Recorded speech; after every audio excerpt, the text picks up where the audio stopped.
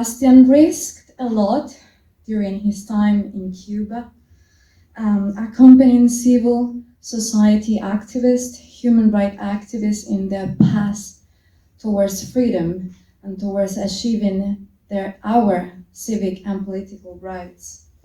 He visited artists under a strict surveillance, journalists that have been arrested, and I am sure he would have visited me if the guard that I have outside during my 6-month house arrest period was not 24 hours guarded by militaries and the police. But he instead called every time, not just me, to all of the civil and political rights and human rights defenders in Cuba. Every time we were detained, every time we were interrogated or actually beaten on the street while protesting. I remember his calls, no matter if it was late at night or no matter, despite actually that he was himself being harassed and called by the state security agents, or he was looked even by other colleagues, diplomats colleagues, with suspicious or maybe making him feel uncomfortable. Despite all that, he stood by us. During this 5-year period, I think that lasted your time in Cuba, you were witness of the emergence and the growth of the new cycle of protests that led to July the 11th and the big massive protests of July the 11th and July the 12th in Cuba. It is a movement, it is a new cycle of protests, it is a resistance led by artists and intellectuals. It is something similar that maybe you remember what happened in Czechoslovakia before. It is led by also women. It is a feminist resistance and also Black people. So it shows all the variety of Cuban society.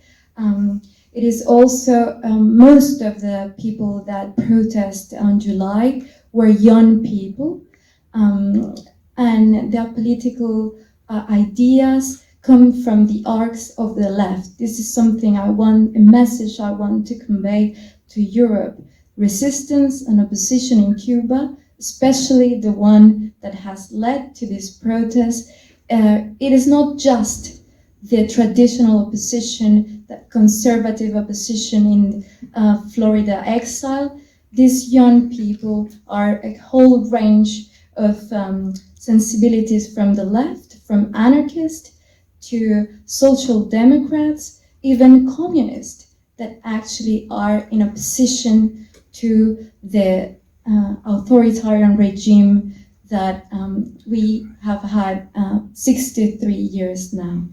I want to remind you that Cuba is the oldest dictatorship in the West Hemisphere.